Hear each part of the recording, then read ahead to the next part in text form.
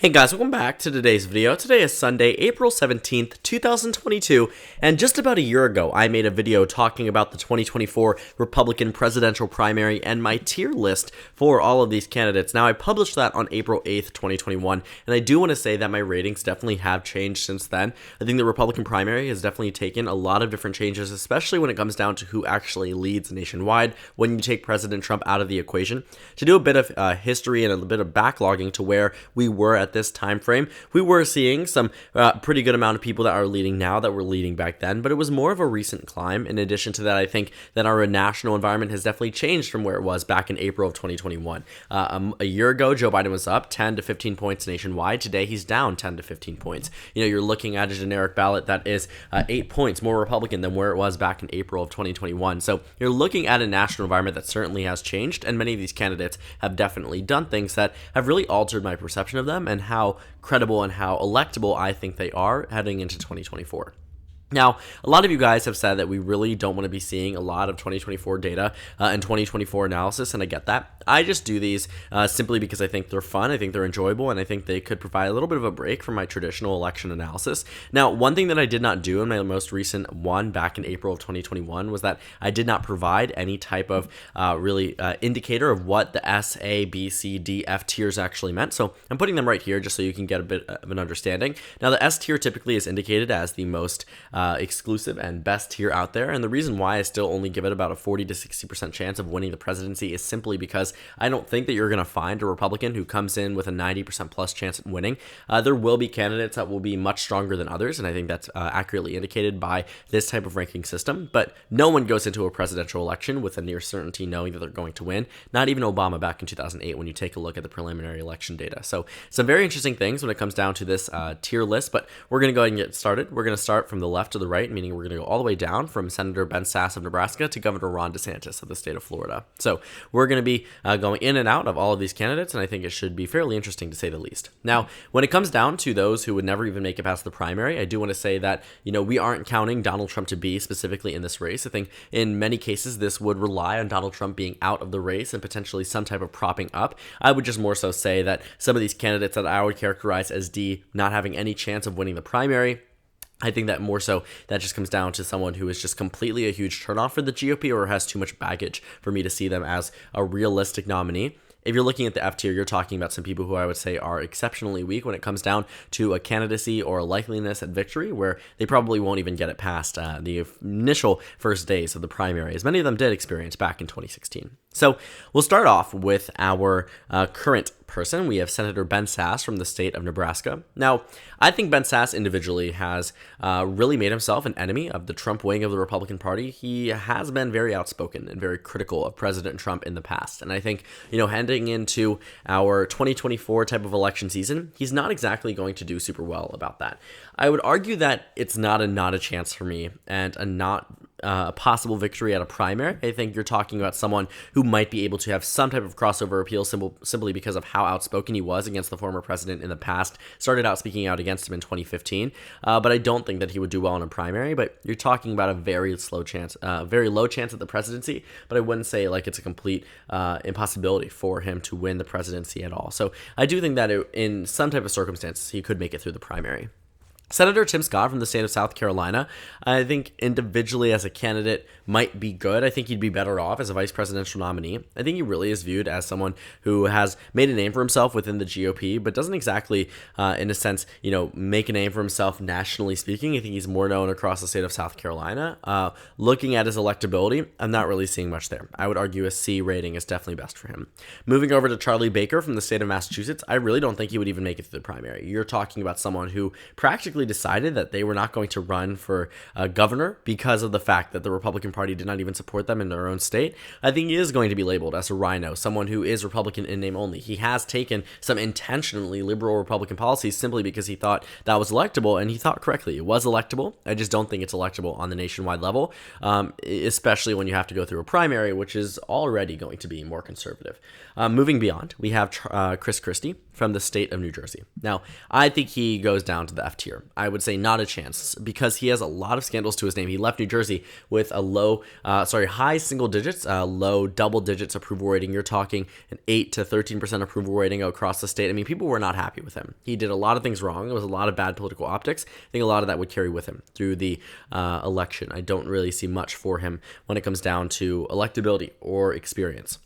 Moving over to Dan Crenshaw, I would also argue that he's in the F tier. I don't think that he would have a realistic chance at victory. I think he's been very outspoken. I think he has been a very big name when it comes down to the more right-wing conservative media and conservative coalitions. I think he would make it through a primary. I don't think he would make it through the general election at all. I think you would see an immediately pushback against him and some of the statements that he has made in the past. I don't exactly find him to be this awe-inspiring candidate as some might presume he would be. For right now, I would not be comfortable saying, he would have really any chance at the presidency. I would characterize him in the same light that I do characterize Chris Christie right now. As for Donald Trump Jr., I think name recognition carries you a pretty long way. I think a C rating makes sense. If you're looking at it, you're talking about a slim chance of winning. I wouldn't say that it's a complete no, but I don't think it's likely at all. I think you're talking about someone who has the possibility of winning that primary and garnering a significant amount of support across the nation. Of course, because it is a presidential election, you can't really write people off immediately besides a few, which I have already done so far. But I do think he doesn't exactly rein in as some of these more better candidates that I see. For President Trump, I would rate him as an A-tier candidate. This is someone who I would say probably has about a 20 to 40% chance at winning the presidency. Now, keep in mind, in 2016, pollsters had him at about a 33% chance of victory, according to FiveThirtyEight and other networks. Looking at the 2020 election, it was a bit higher than that. I would argue that it makes sense that he would be in this mid-range. We're talking about someone who just lost the presidency, who was an obstructionist when it came down to the election results and the certification of them. The insurrection is to his name. His level of unpopularity maintains despite him being out of office. I think he definitely drops down from the S tier. I think his continuation of the election rhetoric and the election lies, quite frankly, are something that really draw attention away from him being a viable candidate. I think there definitely is a possibility for him to grow and for him to win back support across the nation. I think he is in a worse position now than where he was back in April of 2021. While the insurrection was a lot more fresh in people's minds, I think we are now in a position where his continued involvement in American politics isn't exactly helping the GOP the way he thinks and could actually prove to be to their detriment in some states. And I really just don't see him expanding where he was. In fact, I see a continuation of an unpopular legacy that wouldn't be helpful for 2024. Moving over to Eric Trump, he gets the same rating as his brother, moves down to the C territory for the same exact reasons. Looking at Greg Abbott from the state of Texas, I wouldn't exactly say, he's completely write-offable, but I don't see much in terms of enthusiasm from him. Him being from Texas really doesn't advocate for much. Texas has been a red state through and through. He really isn't impressive, to say the least. I think he hovers somewhere around that, low chance at winning, but could end up winning. I think the GOP really needs a strong name for 2024. You're talking about going against potentially an incumbent. I think Kamala Harris would be easier to beat than Joe Biden, but even though Joe Biden is unpopular right now, we all know that as general elections come around the corner, presidents tend to become more popular. Also, Obama was unpopular in 2012 when he won re-election. Trump was unpopular in 2016 when he won his election and was down about 8 points nationwide, only ended up losing by about 4.5 nationwide, and was in about 41,000 votes of winning the presidential election. So unpopularity doesn't always translate to voters moving against you, which means, any of these candidates could technically do well, but if you're talking about a head-to-head matchup from what I expect to see in 2024, I wouldn't exactly expect much from Greg Abbott. I think Ivanka Trump could somewhere be around the B range. I think, looking at Eric Trump, Donald Trump Jr., sure, you're talking about a similar name recognition, but I think she's much more eloquent in terms of her speaking style, in terms of her ability to get ideas across. Ivanka Trump, I would say, is definitely on the higher end when it comes down to Trump candidates with the last name. I mean, through and through, you have Trump above her and Trump below her. But looking at Ivanka Trump as Donald Trump's daughter and someone who has built a name for herself and has spoken at the RNC, spoken at rallies, I think she is definitely the stronger of the Trump siblings when it comes down to winning. And in terms of personability and in terms of relatability, I do think she would be a better off nominee. Now, looking at this rating, you're talking about a low to mid chance at winning the presidency. I would say that that's where she stands right now. That could change. It could go up. It could go down, depending on how really our national environment changes over time. But for right now, I'd put her in the B tier. For Josh Hawley, I think he also joins her in the B tier. Josh Hawley, I think, really does have some baggage when it comes down to more recent history, when it comes down to the insurrection. in addition to things that were brought up during the 2018 Senate campaign. But I do think he is somewhat of a strong type of candidate. I think we are looking at a 2024 where our national environment isn't exactly from the same thing as 2020 or even 2016. So it will be quite tricky to predict. I think Josh Hawley could prove to be a formidable opponent for Joe Biden and Kamala Harris, but I don't think he's on the same level as President Trump. Winning the presidency isn't always something that you expect to see super high for non-incumbents. Incumbents are reelected for a reason. Joe Biden is unpopular, and I do think that makes sense that these candidates would be at a deficit.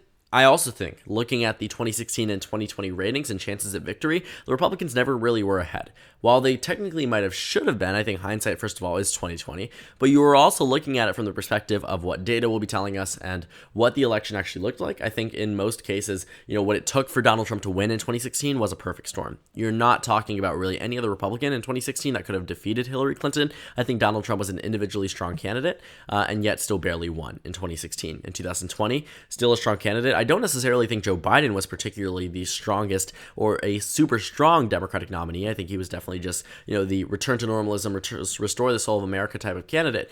But Donald Trump came very close to winning in 2020. For right now, I'd say Josh Hawley is definitely a tier below President Donald Trump. Larry Hogan, I also would characterize in that not able to win a primary. As much as he has really tried to push this idea that he could be this restorative type of nominee and restorative type of candidate for America, I don't see him making it through the primary. I think he would fare well in a general election, but winning over voters is something that your own voters is the first step at becoming a presidential nominee. And he just simply doesn't have the support amongst the Republican Party right now. I mean, his own state party has really seemed to push against some of the statements that he's been saying against President Trump. He has been going after President Trump on many occasions. I think in many ways it is an effort to help him in his presidential bid. But for right now, I would say that Larry Hogan doesn't really stand a chance when it comes down to the primary, but if he was to make it through it, technically I would put him somewhere around the A to B tier. But that also isn't super high. For Mike Pence, I would have him join President Trump in the A tier. I think Mike Pence is a very, very skilled debater, a very skilled speaker. He practically says everything that Donald Trump does, but with a smile on his face in a much more calm and collected manner. And voters really eat it up. In the vice presidential debates from 2016 and 2020, there's a reason why certain networks had him winning or at least very close to the Democratic candidate. And keep in mind that debate viewers typically skew towards the Democrats. Looking at Mike Pence in 2016, practically demolished Tim Kaine when it came down to the vice presidential debate numbers. You're talking about some numbers showing him up 55-60% of the electorate saying that he won that debate amongst liberal skewed viewers. Very similar to how Romney defeated Romney defeated Obama in the 2012 first presidential debate. For right now, I would characterize Mike Pence under the A tier. I think he would be a strong candidate. My trouble, I think, seeing him win the primary doesn't exactly come through, looking at some of this data that shows him hovering around second place without Donald Trump. But of course, that is a discussion for another video. Mike Pompeo, I don't think really stands much of a chance when it comes down to the overall election. You're not really talking about anyone that is super impactful. A primary might be possible. I really don't see him as this transformative or well-known name that we might expect. Mitt Romney, I think in my old rating, I had him higher than I'm going to characterize him right now. Mitt Romney probably isn't going to win a primary. If we're being realistic, he's not this superstar, strong candidate when it comes down to Republican voters. They don't seem to like him, and they don't like him for a reason. He turned against President Trump from, even 2016. He was not really this guy that was an advocation of him becoming the nominee in the first place. When he became president, he did sort of pander towards him, leading into his Utah election, then voted to convict him. You're not really seeing someone who is a Trump through and through type of candidate, and I think that ultimately will be to his detriment. In addition to that, Mitt Romney is a tried and failed candidate, just the way that Donald Trump was, except this time, Mitt Romney never made it to the presidency. I don't really think he would make it through a primary if we're being realistic. Now, Nikki Haley is going to be my first S-tier candidate. I have very much expressed that I think she is a very strong candidate for 2024. She serves as a very similar person to Mike Pence, but she also comes from the perspective as a woman, and a woman of color. The Republican Party has had this very big identity that it is the party of the white man. I think that's something that the Republican Party is very much associated with.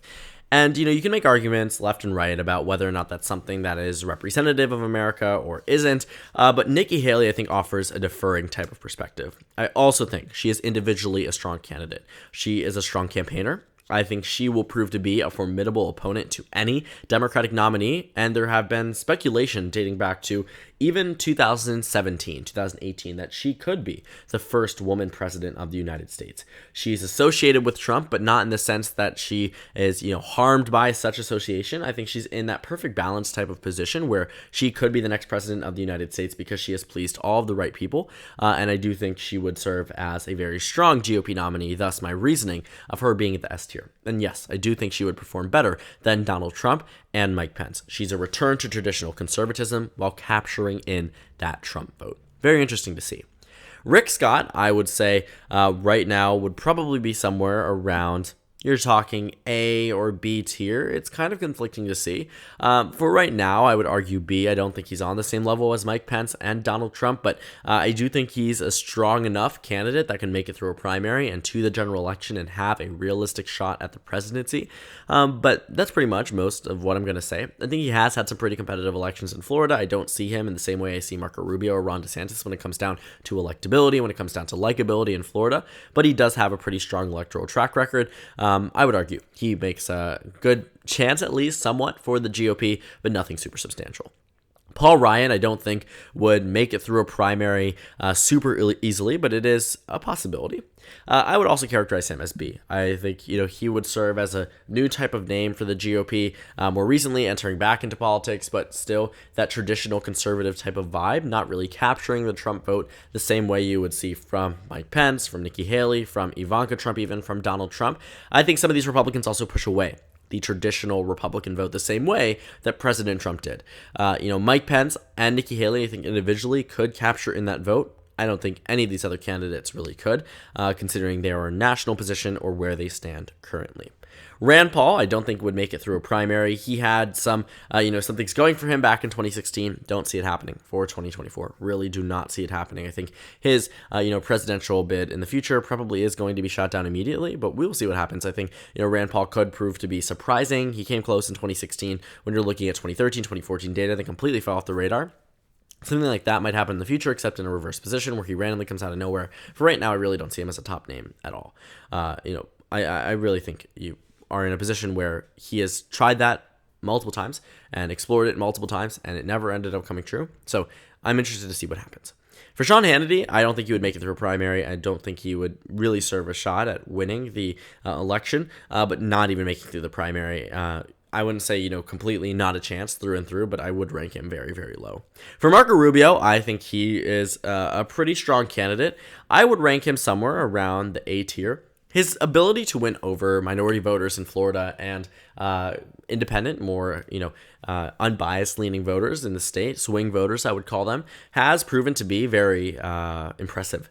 The state of Florida is not an easy state to win. And when Marco Rubio won by 7.7% in 2016, that's when the Democratic Party really should have started thinking that Florida was a state where Marco Rubio, if on the presidential level, could very well win. Well, I don't think he would have beaten Hillary Clinton in 2016. I think you're talking about now where if anyone was to continue the shifts of Hispanic voters moving away from the Democratic Party, specifically Florida Hispanic voters moving away, and also voters near the Rio Grande Valley in Texas and across the southern border in Texas and New Mexico and Arizona moving away and shifting away from the Democratic Party, it could very well be Marco Rubio. I think it could also be Donald Trump. I think it could also be Nikki Haley and potentially another nominee that I will see later down the line. But for right now, Marco Rubio, I would characterize as an A-tier candidate. I do think he would be strong. Ted Cruz, I don't think would be strong. I think Ted Cruz would be a B-tier candidate. I think he would be stronger than most, but not this, nominee that I would find to be super exceptional. Considering where we are nationally speaking and where Joe Biden is nationally, I think it becomes a little bit more difficult to see how he does poorly, or at least, in a worse position than where Republicans were in 2020.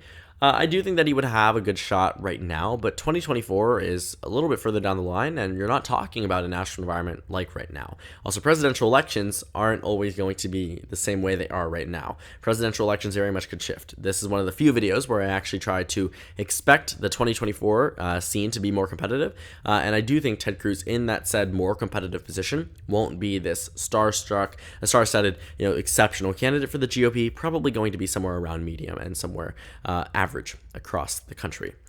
Tom Cotton from the state of Arkansas, senator, elected back in 2014. Not super impressed by him, I would say C. Tucker Carlson, I think he would come close in a primary. I think he could end up winning. But in terms of electability nationwide, I would also characterize it as C. I'm not really seeing much. I think some people want this to happen because he does have that somewhat celebrity status. He's well known on Fox News, but he definitely has said some things that if he was to exit out of the realm of Fox News, exit out of the realm of mainstream media and sensationalism, he would really take some hits, especially amongst minority communities, especially amongst the general populace, white suburban women who are, the voting group that moved away from Donald Trump at a very high level in the 2020 election.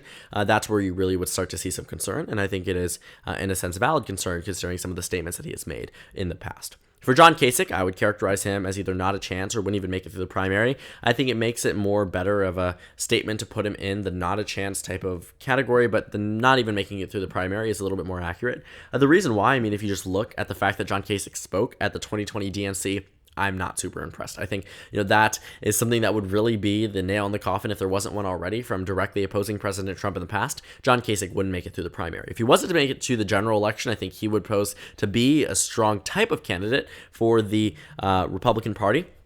But that is also under a different type of circumstance, a different type of national environment, and of course, it's something that we could definitely discuss in the future. I don't think that this is our current position on it. I don't think John Kasich is this super strong candidate at all. Now, moving over into the final candidate list here, who do you have? You have two governors from South Dakota and also from Florida. Now, the first governor candidate here, you have Christy Gnome from the state of South Dakota. She is a name that you might recognize because she was a House of Representatives member and a very popular governor from the state of South Dakota. Now, she won in 2018 by a narrow margin. It was nothing super impressive, but in 2022, she is expected to win dramatically. She served in Congress, won her election actually barely back in 2010, served until 2018 when she decided to run for a governor. And in her time in office and now, she has really tried to push away from COVID-19 being a mainstream issue for her voters. I think she would make it through a primary because of her recent rise to name recognition, or her ability to win over voters. I think she would be a strong type of primary candidate. But when it comes down to actual electability, I would say B. I think she stands a chance. She doesn't stand a large chance. For the next governor, Governor Ron DeSantis from the state of Florida, I would actually like it if there was a tier above Nikki Haley, an S+ tier, because I think Ron DeSantis is going to be a president of the United States, and it's only time until that actually comes true. Ron DeSantis maintaining a super high level of popularity in Florida is no easy feat. Before COVID, he was hovering around mid-low 60s, sometimes high 60s. At different points, he would be at a 65% approval rating across the nation. In some polls, the majority of Democrats approved of Ron DeSantis as governor. Then COVID hit, his approval rating took a bit of a hit, and you started to see it decline, but nothing lower than 45%. As of recently, his approval rating's hovering around 55 to 57%. This is Florida, a swing state, a state that he only won by 0.4, and election opinion polling data is showing him up by a minimum of 9 points up to 21 points depending on the Democratic nominee. Ron DeSantis is an exceptionally strong candidate. And again, like I mentioned for Donald Trump, like I mentioned for Marco Rubio, if anyone was to continue these trends of Hispanic voters shifting away from the Democratic Party, of voters generally moving towards the Republican Party, I think Ron DeSantis truly could be it.